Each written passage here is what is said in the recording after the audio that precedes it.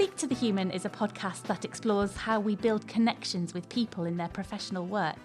It's about the human experience at work and about how to foster that connection and belonging to support people and their organisations to flourish. I'm your host, Sarah Abramson, and I'm looking forward to you joining me in hearing from our brilliant guests.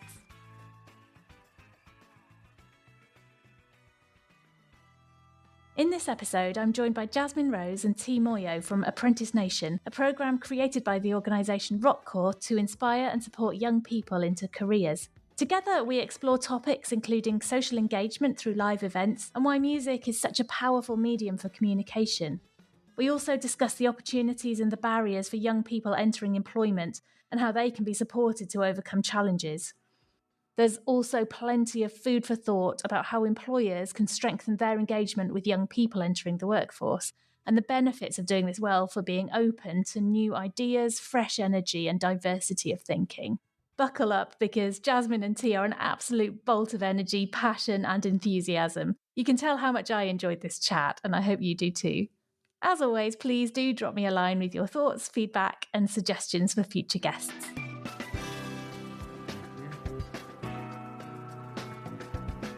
I'm joined in this episode by Jasmine Rose Tee Moyo. Hi both, it's great to have you with us and I've been really looking forward to this conversation. So to get us started, please do just introduce yourselves to our listeners. Hi Sarah, thank you for inviting us. I'm Jasmine Rose. I am the project lead at an organisation called Apprentice Nation, of which we're going to go into a lot more detail about shortly. But my expertise and my experience has come from a very varied career in the learning and development space. Everything from curriculum design to supporting learning events. And I've had over 20 years experience working with Marks & Spencer's, where I worked with their service team, their international team for learning and development. And then I left the organisation in 2020 as their learning and development lead for their food business and joined Apprentice Nation, which I will share more. Brilliant. And Tee? Hi guys, my name is T and I am a part-time program support officer for the NHS, but mostly well known for being a content producer and a presenter working for Bauer Media. I'm also an ex-apprentice, so I don't have a very traditional career trajectory. So I didn't go to university, I went straight into the working world, and I'm like your work experience queen. I've done a little bit of everything. I mean, growing up, I did a bit of finance. I did a bit of aviation. I was a cadet, but I feel like I found my place in the whole entertainment, social media industry, which is what I'm pursuing now. That's awesome. I'm so excited to have you both with us, and that's just a brilliant avenue for exploring, Tee. Just so much to hear and to find out more about. So, Jasmine, let's start with you to tell me a little bit about Rockcore, which is the organisation that kind of is the umbrella for Apprentice Nation and the work that you do. Yeah, I would love to. The key purpose behind Rockcore is to empower young people.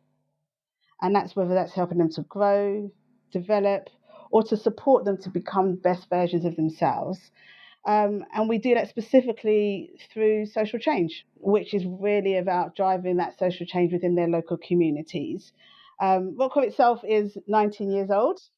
Was formed in the aftermath of 9/11 in New York. And this is where communities were needing to be rebuilt. And there was a real cry out for social change and social action. And the premise, or the strapline, should I say, for Rockcore is really simple. It's give and get given. And thinking about the whole social change message for young people, what we were asking them is if they give 4 hours of their time to help rebuild that community as a volunteer, they're then given a ticket to a gig. That's the give and get given, right? So yes, they're motivated, yes, they're inspired, yes, they're making a difference, but they're also rewarded. And that gig could be with Lady Gaga, we've had Snoop Dogg, we've had Rihanna, real big artists.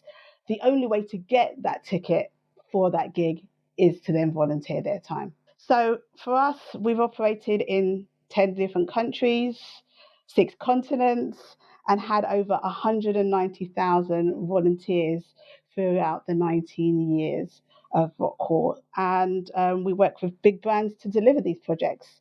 So brands you've heard of, such as Coca-Cola or Orange, real big organisations that are looking to make a change and a difference in society. That's amazing. And what a fascinating origin of an organisation like that. Just such a brilliant project to have set up, and for it to still be going and to have picked up all of that momentum is amazing. What do you see with music and live events at the heart of it as being such a fantastically strong and powerful way for prompting action and change? How does that happen in reality? Sarah, music is a powerful tool, full stop, right?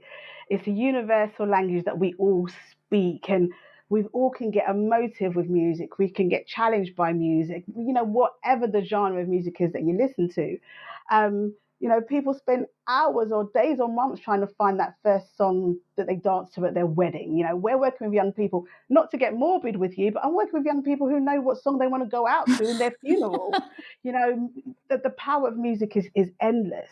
And for us, it's really about driving social change, yes, but the instrumental theme of music is about empowering young people, inspiring them, motivating them, uniting them, for a positive course. And not to kind of be a bit of a cliche here, but music is an instrument, within itself. So we believe that through working with big artists, we believe that the artist being the messenger behind the music, where young people can relate, young people can, as I said, be inspired, is phenomenal. There's a lot of artists out there that have strong stories to tell, and they do that through the voice of music. And therefore, young people can relate, which is really what we're all for. Absolutely. And I think almost all of us engage with music in some way, whatever our preference is. It's just such an incredibly powerful way to connect with people. Well, I'm not going to challenge you, Sarah, but the listeners who are listening to this today, if I gave you 5 minutes, and my challenge is, what are your top 5 songs of all time? I will kind of make a bit of an assumption you probably couldn't do that challenge, because there are so many songs that have touched so many different parts of your life, right? Yes. If I gave you a longer time, yeah, of course you could do it, but it would be, a hard task to do. I'm laughing because I'm a joke in my family for having about 20 favourite songs, and I get just constantly running. Is this your favourite song as well, Mum? Yeah. I do have favourites, but you're completely right. There are songs that speak to specific times or specific memories, or just are so evocative, and some songs that are really hard to listen back to because you're like, that was when you were heartbroken, or or the same one comes out every time you're heartbroken. Yeah, painful. So tell me a little bit about the volunteer projects that Rockcore does, and how you host those for participants. Yeah, and I think just kind of picking up on the theme of music empowerment and unification, we have recently just come out of Paris, where we had a phenomenal experience with the brand Abyss. So if you know Abyss, they are a hotel chain. They came to us because they had a business need, specifically around the fact that they're 50 years old as a hotel brand, that they wanted to connect with a younger audience. But additionally to that, they wanted to boost their team's spirit, and also demonstrate their commitment to inclusion and diversity. So the perfect timing and the opportunity to do this was on the build up to the Olympics. So we worked with them, really to identify the best way and the best time to execute the project. And what I'm able to say really, really proudly is that we were able to host 215 community volunteer events on the build up to the Olympics. And those community events were anything from our young people volunteering to paint schools, or to pick up litter, or even working with old people and teaching them how to dance. There were so many different interventions that we were able to make. That all added up to over 52,000 hours of volunteering. Wow. If you think back to the objectives that Abyss had, over 87% of the volunteers that we had over the duration were under 35. Mm-hmm. Their teams got involved. They were from mixed, diverse communities in terms of the volunteers that we had. They even had some, we had some great stats around over 1 million hits to their website. There was so much energy that was built up with this event. And if you go back to what I said to you at the beginning, the community of volunteering is important. That is the whole premise around giving. But the celebration of the volunteers at the end was a massive concert with Macklemore headlining, and we had over 13,000 volunteers in one place, all with a unified achievement of what they were able to deliver through their volunteering events. It was off the scale. The energy, the passion, the vibe. Hopefully you can feel it because Yeah. I was there. But what you had, I've been to many concerts over the years, but the unification of these young people all in the same venue, celebrating their achievement, was what made the difference. As well as all the community support projects, being able to join us to say, thank you for what you've done and thank you for what you delivered. I could talk about this for hours, so I'm conscious you've got other questions that you wanted to ask. I'm not surprised. It's incredibly exciting. I mean, what a fantastic story of engagement and positivity and energy. And I don't know about you, but I think that our media can get very dominated. The news can get very dominated with stories that you just can't even listen to anymore because they're so painful and they're so negative and we need to know about them. But it feels like if you listen to certain channels, and it can feel like the whole world out there is really a negative place. And actually, what people are really capable of doing, and when they're brought together with that kind of momentum and an energy and a focus, it's amazing. So yeah, I'm not surprised at all that you could talk about it all day. I'm still getting goosebumps just talking to you about it in terms of what we were able to achieve. In Rockcore's 19 years in our history, it was the biggest event that we've done. So, Amazing.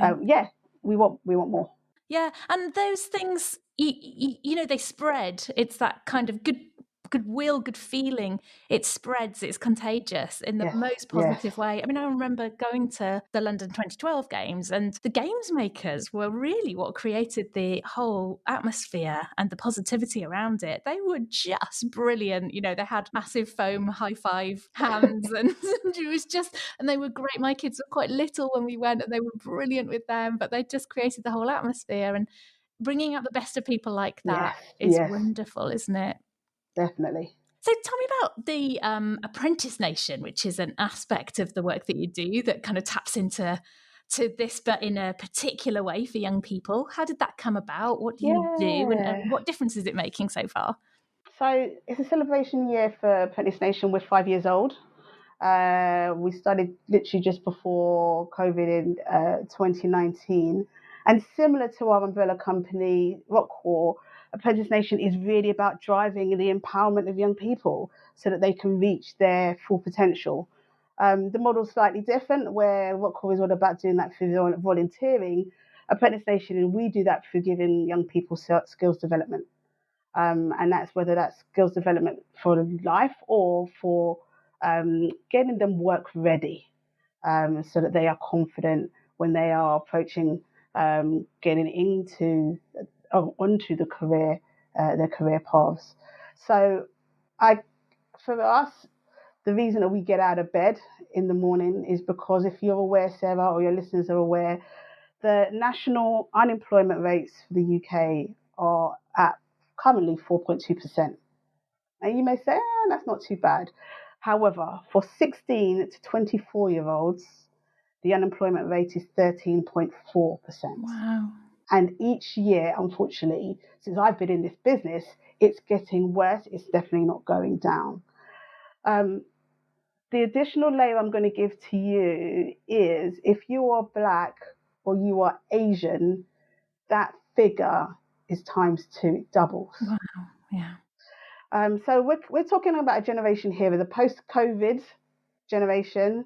They're growing up in an environment where you're looking at, huge impacts to the cost of living, anxiety around their potential, the job market. There's lots that is not working in favour for this generation, and therefore Apprentice Nation was born to be able to counteract that and say, do you know what, these young people are amazing. Every single one of them, regardless of their background, regardless of their ability, they've got a light, but they need support, they need direction, they need confidence, they need opportunities to let that light shine. So for us, really, it's about providing these skills development to be able to get them to be confident in what they are really destined to be able to do. Our business model is really simple. When we're working with our young people, we entertain them. That's how we attract them and engage them. So we work with artists. That's our little sprinkle. That's a little bit of magic.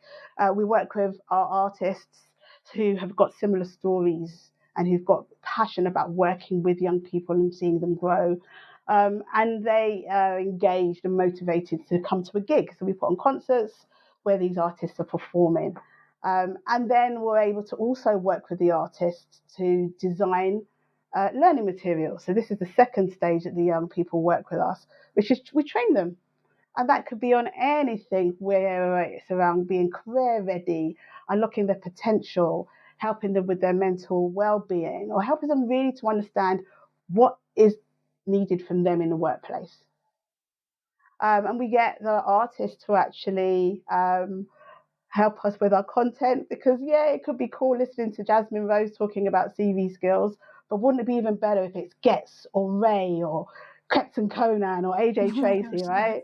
So working with these artists, not just for the concert and the gig, but to also utilize their life experiences through our content. And then when the young person is motivated and they complete each of our learning modules, we are incentivizing them to keep going through rewards. And those rewards could be tickets, it could be merchandise or vouchers, or even time with the artists. When they are really confident, we then help them go far, which is the third stage of our process. So we've entertained them, we've trained them, and the go far is now you're ready, let's help you get that interview, or let's help you get on that apprenticeship program, or apply for that job, or sometimes go back to education because that's what they're needed in order for them to progress. So we work with partners who are able to support those opportunities for young people, and we're always working and looking at partners being mentors or getting involved in our programs, but ultimately being able to offer young people opportunities. Fantastic. And I'm excited to hear firsthand from T about what that feels like. Tell us about that. It's a bit of a funny story. It started off on Instagram, and I saw an ad for a free gig for six black, or black as people call him as an artist.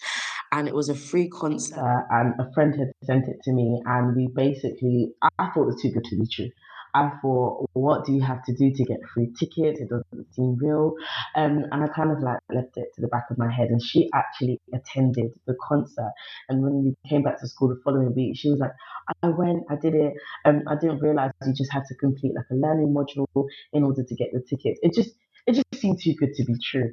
And I kind of left it at that. It does, doesn't it? Especially on Instagram. I was like, what kind of ad is this? And I kind of left it at that. And at the time, I would say I was a content creator, but just creating content for fun. It's not like I was pursuing anything, but I was doing my apprenticeship, and I was a big advocate for apprenticeships, talking about it on my YouTube, on my well, I didn't have TikTok at the time, but Instagram. And I know I'd recently just gone viral. So my apprenticeship company, Multiverse, was definitely plugging me and using me to talk about my apprenticeship experience. And one of the events that I did was a workshop all about leadership, and it was in partnership with Apprentice Nation. And now, again, I didn't put two and two together, but I did it, and I was speaking about leadership and my journey. And I think we had maybe 20 young people, so it was a very intimate event. And I was on the panel. If I do say so myself, I think I spoke very passionately about apprenticeships and my experience, and that's where I met Jasmine. And I told her about the content I've been creating, the videos that I do, and it was very heavily based on vlogging about my education and my apprenticeship background. And she was like, oh, a lot of the skills and the things that you do and that you're passionate about align with Apprentice Nation, why don't you send over some of your work, and we can see how we can collaborate together. I admit it took me a while to send my work, at the time, being eager and, understanding that time is of the essence wasn't a thing back then, but now I do know. And we spoke about it, and she invited me to come along, as like a kind of like a trial to potentially become one of the skills leaders at Apprentice Nation, which has led to where we are today, almost 2 years. I think it is actually 2 years.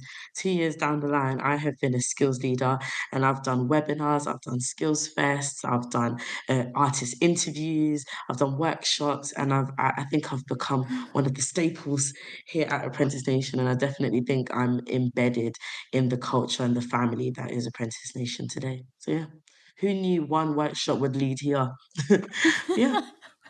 Absolutely fantastic. So, Jasmine, maybe you can tell me a little bit about kind of the background and experiences that a lot of the young people have when they first come to Apprentice Nation, and how Apprentice Nation really helps them to take those next steps. Yeah, the young people come to us in many different ways. It can literally be through working with careers advisors and schools and colleges and institutions. It can be word of mouth, friends to friends, but a lot of the work that we do with our artists and through social media is what draws the young people to us. And that young person could be someone who has been successful in school and is now at college or is now doing an apprenticeship but realizes that's not the right route for them. So then they may come to us and be like, I love marketing. I really, really love marketing, which is usually what they say, but I know nothing about it. So we would then help them get the right support, get linked and mentored with, people within that industry to help the directions. Or it could be young people that come into us who have no idea about what they want to do. They may have left school with no qualifications. Or, it could be a young girl that's found that, she's pregnant, but is really ambitious and thinks her life is going to come to an end because she's pregnant. And no, it's not. Having the right support, having the right encouragement. There's a young lady that was absolutely phenomenal. Just to give you an example, she left school at 13, and people are like, how do you leave school at 13? Well, her mum had multiple sclerosis, and unfortunately was only given, a couple years to live. So they made the conscious decision as a family that she was going to leave school to be her mum's carer. Unfortunately, her mum passed away. And then she came to us at 17 and was like, I'm now ready. I'm ready to be me and do me. And I don't want to go back and just do my GCSEs, but I'd love to work in the music industry. So there's so many people that come to us, young people come to us with, different stories, but all because, they see that there's something that they're worth, which is a lot better than, where they are at that precise moment in time.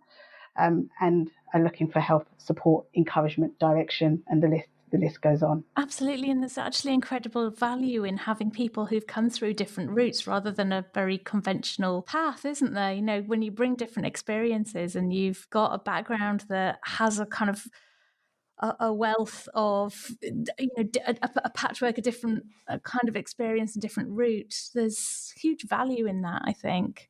If you can find a way to make the most of it and to realise your potential and to be given the chances, then that's amazing. So T, you've been involved in the coaching side of things, I think. So what's that involved, and what kind of stories have you come across? How have you been able to communicate with your peers and other young people? Yeah, I think kind of echoing what Jasmine said, I think the beauty of Apprentice Nation is that I've interacted and met so many different young people.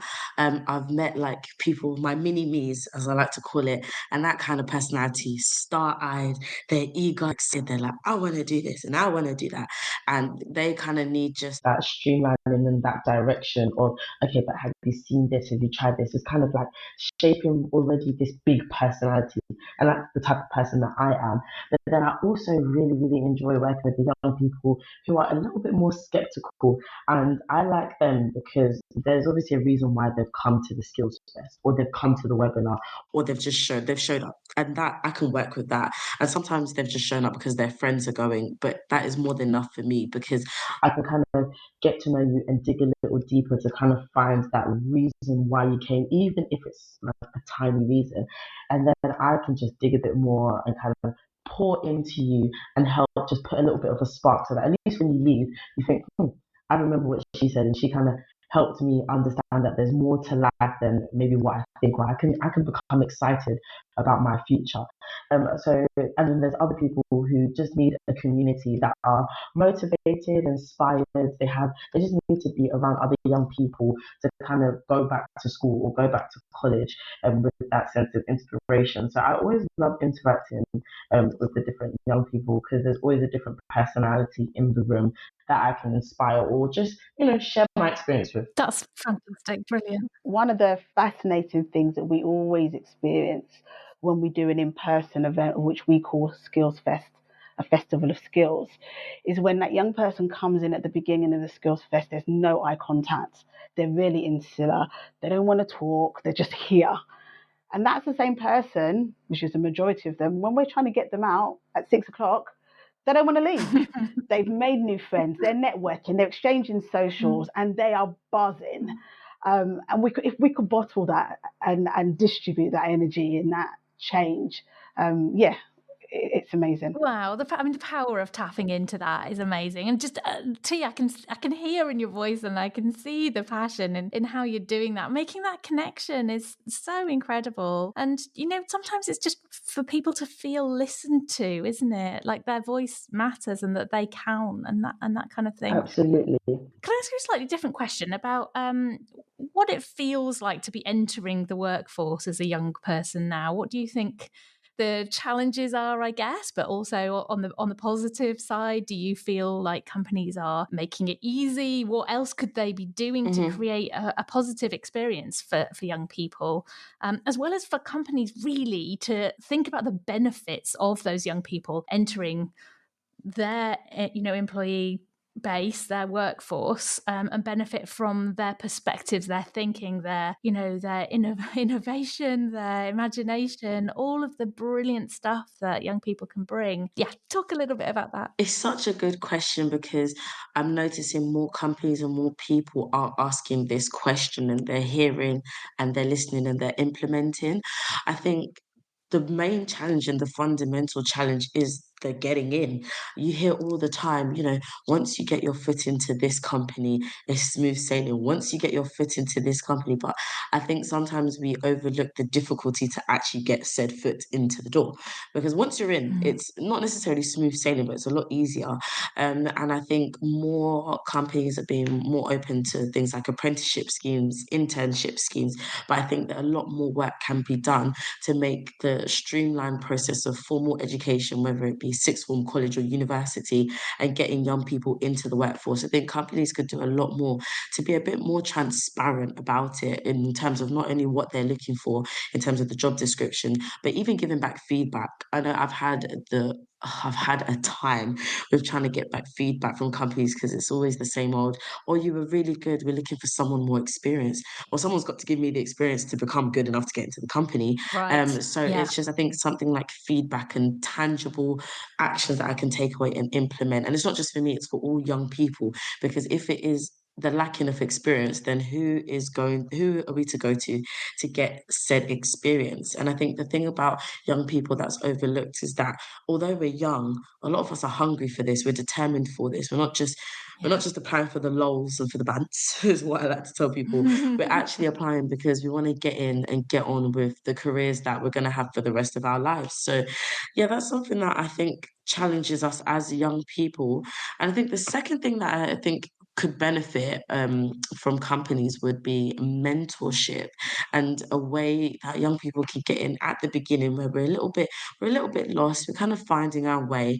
We kind of don't have mum and dad to go to and say, what do I do next? This is like probably for a lot of us, it's the first time in our lives where we're taking ownership of the decisions that we're going to make that is going to affect us for the rest of our lives. And so just having someone there that kind of understands, has that empathy, but also isn't necessarily looking after a whole directory. It could be someone that has that intimate one-to-one relationship with us as young people to kind of guide us and help us navigate and shape those next steps, which are so important. So I think mentorship in my career is so important. And the funny thing is, at Apprentice Nation, I am a mentor, but I'm also a mentee. And one of my mentors that I had a sit down with was Remel London, and she is one of the biggest presenters in the UK. She's worked for Sky Arts, Capital Extra, the Brits, and these are places that I, as an aspiring presenter, want to one day say that I presented for the Brits. I hosted the Mobos. I did X, Y, and Z. And we had a sit down, and I think what was really amazing about that conversation is that we had someone from Apprentice Nation kind of helping facilitate the conversation and send my questions beforehand so that she could take into consideration that I'm not really a beginner in my career. I've been doing this for a while, but I'm also not expert enough to do it on my own. I need guidance, and she was able to tailor her answers to fit my character, my personality, my ambition, my aspirations, my weaknesses. So something that is so specific and so personalized to me as an individual. I think if workplaces took that invested interest in new talent, I think so many of us would go skyrocketing. And it's something we'll always remember. Although she might not remember that conversation, I will always remember that last year when I had that session, she gave me that advice. And as a mentor for Apprentice Nation, I've done the same with a young person who reminds me so much of me when I began my content creating. She was like, I don't know what to do. I don't know what to make. I was like, okay, look, from my experience of doing this since I was 16, I'm 22 now, this is what I wish I knew when I was your age. And it's like, it's really nice that someone is pouring into me, and with that same information, I'm pouring into them. So I definitely think following a kind of a scheme that we do similarly at Apprentice Nation, if companies did that, young people would be so inspired and they feel like they have the tools to go out and run with it and go do what they're passionate about. I've literally got shivers down my spine. It's just so brilliant to hear the excitement in your voice, and just that kind of perspective of the world is your oyster. I'm like, I can't wait to see where tea is going, because like it's exciting. But just, thinking, I want to do that. I'm so excited. I can see that, and having that opportunity to be connected with someone who has done it. That's just so exciting. And you're absolutely right. Like harnessing that kind of passion, thinking about what opportunities are out there and how you're going to get into them. That energy from young people, if companies are missing out on it, they're missing a trick, because that is such an incredible, valuable asset. And thank you, because you've mentioned two very specific, tangible things that companies could do that you've said from the experience of young people would really, really make a difference. I really hope that there are people listening who can get hold of that and really think about how they could implement that in their own organisations. So that's awesome. Thank you, T. So, question to both of you. What do you think is next for Apprentice Nation? There are some big things that we are working on. One of them specifically will go live this month, which is basically we have been working with the organisation City and Guilds. So for those of you who don't know, they are a leading organisation for work-based qualifications. And they have assured two of our programs within Apprentice Nation, which is our Work Ready program and also our Youth Advisors Network. And what that means is that when a young person has completed one of those programs, historically they can put on their CV or their LinkedIn profile or an interview, say, oh, I've been accredited by Apprentice Nation, but now they can say, I've been accredited by Apprentice Nation, who've been assured by City and Guilds, which is a nationwide certification. So we're really, really proud about this achievement. And yeah, over the next few weeks and months, you will be able to find out more. Excellent. That's the first thing. And then the second one, which is bigger, is really around the name. We are Apprentice Nation. We're not Apprentice London or Apprentice Birmingham. We're Apprentice Nation, which means that we're a nationwide resource. And one of the things that we were able to actually celebrate that came out of the pandemic was that our materials are online. So whether you're in Aberdeen or in Land's End or anywhere in between, young people can go on and get the skills development that they need, whether that's a live webinar or whether that is, advice from our artists or a short video that helps them the day before an interview on what they should wear or the toughest interview questions they may get and expect, or how to work in a professional environment. We've got over 100 learning hours of material. So being able to get that out and about across the nation and also build on our live events. So we have live events, whether the gigs or our skills fests, predominantly London based. We've done some in Manchester, some in Birmingham, but again, to be able to get those out across the nation. So there's nothing more impactful than being in a room with young people and seeing them and those light bulb moments, watching their faces as they are developing or they're networking. So yeah, webinars are great. However, yeah, more in-person events definitely across the nation.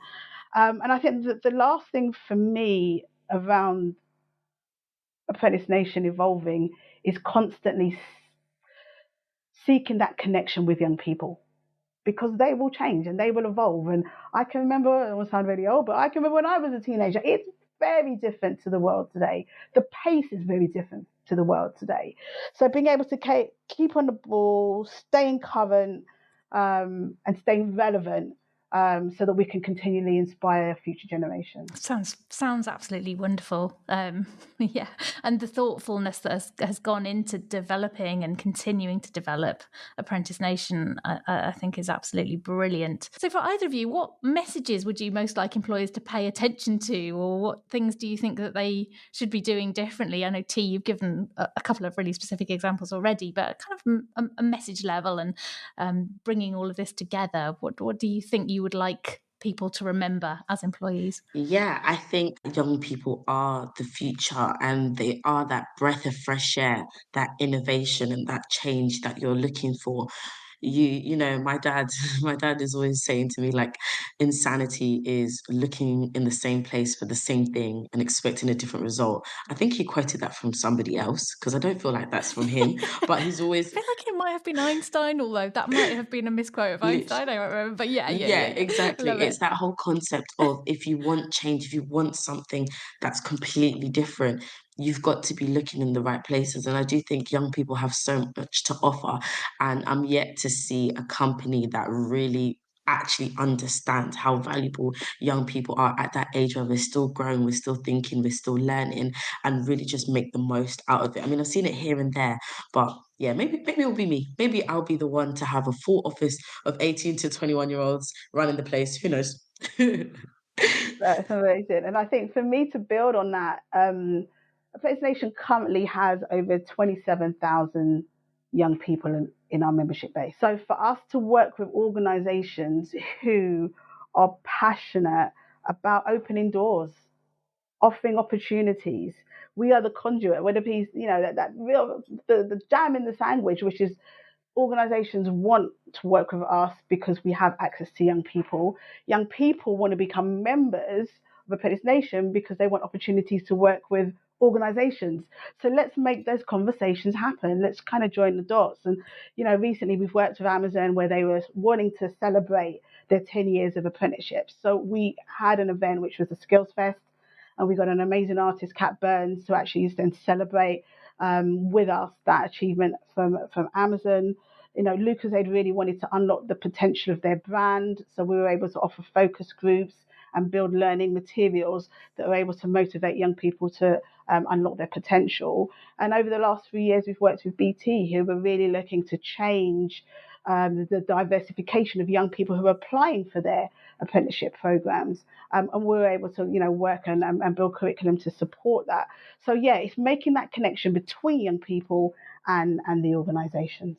There's so much potential and it's so important, and it's just so exciting to see an organisation like yours actually addressing that gap and doing something so incredibly positive in it. So there's a last question that I like to ask all of the guests on this podcast, and that's thinking about speaking to you as a human, for both of you. What's exciting you at the moment most, either in work or out of work? What are your personal aspirations for the next year or so? Shall I go first and then we can end with tea? So I thought about this question, and I'm going to be probably more vulnerable than I've been many times in my career. I'm going to be open and honest and say this, and I'm pausing for a moment because saying it loud is hard, but I'm months away from my 50th birthday. Not too far away myself, so Not I too feel your far. pain. So Do you know what? For me, and in terms of what's next, is I'm at a really reflective time in my life. My son's about to, take his GCSEs this year, so he is reaching a milestone himself. So I've kind of taken the time to really just reflect on who I am, what I'm about. And I remember 3 managers I've had throughout my career that did real significant things for their 50th. One of them ran a marathon for the first time. The second one took a career break for 6 months and sailed the world. And the third one, I'll mention it, but it's definitely not on my radar. She had her 3rd child at 50. So I'm just thinking, what is that going to be for Jasmine? And I want more of the same around the passion I feel for working with young people, definitely. I'm blessed that I'm able to work with an organisation that deals with music on a regular basis, and I love music, so I want more around being able to connect with music. But ultimately, I want to continue learning and developing, not just myself, but people around me, whether that is friends, family, or the young people I come across on a day-to-day basis. So yeah, give me more of that. And then ask me again in a couple of years, Sarah, to see whether or not I've actually achieved it.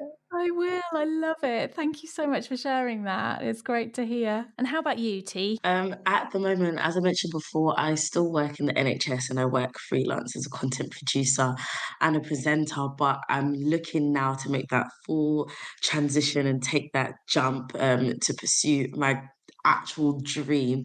And I'm not just talking like recent dream, this is a dream that I've a childhood dream of a content presenter and a content producer.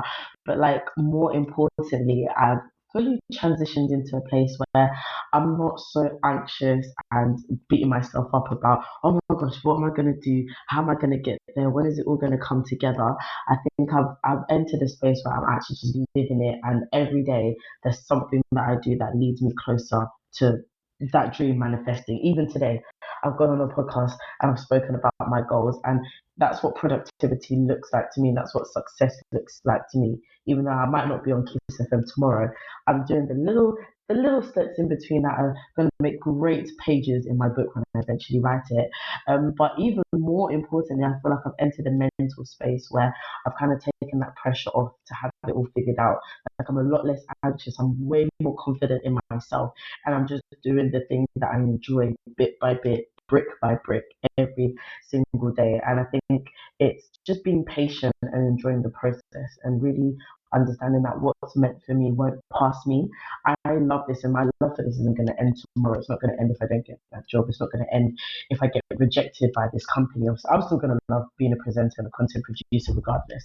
So it's something that I've understood that it can't be taken away from me, and it's not measured by what it is that I'm doing or something that somebody else tells me to do. And one thing that I've realized that is very important to me that I think I've learned from being a skills leader at Apprentice Nation is that my content has to add value. It has to be something not only that I enjoy and something that makes me a lot of money and something that makes me successful, but it's something that other people look up to and they can enjoy, but they can be educated and inspired by. And whether that's sharing how I got into the space in the first place, whether it's teaching young people how to be confident in the room and advocate for yourself, or it could be practical, how to make a show reel. It's really important that I'm not just successful to be a big name on billboards, but I actually add value to people who are looking up to me because, they're in my comments. They're like, oh my gosh, Tia, I remember when you did your first YouTube video. And it's like, oh my goodness, you guys are actually watching me. It's time for me to give something back because it can't just all be for me. It's got to empower those who are following up behind me. So that's where my headspace is at. And I'm actually genuinely happy with where it's going.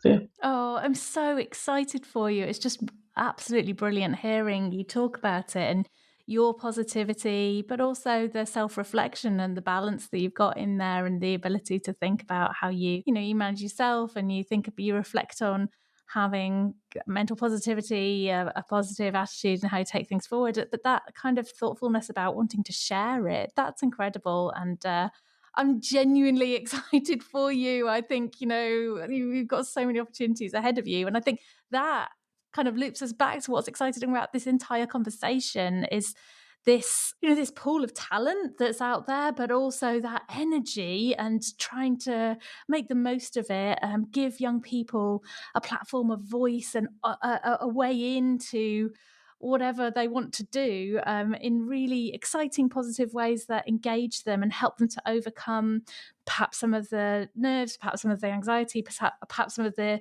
perceived or real obstacles that they face, and help them to make that journey together. So thank you so much. No problem. And Sarah, just before we go, I just wanted to acknowledge T, because I've seen this young lady grow up before my eyes.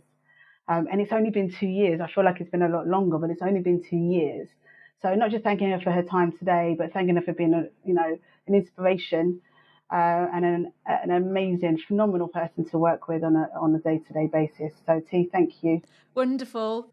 I tell you what, I was looking forward to this conversation so much, but it has been even better than I could possibly have imagined. And I'm going away feeling really, really inspired and motivated, and wanting to make the most of the rest of my day and think about my young people at home as well. So thank you. I've really enjoyed recording this with you, and hope we can continue the conversation. So yeah, thanks very much, both of you, for your time. Thanks for having us. Thank you. Thank you. Bye for now.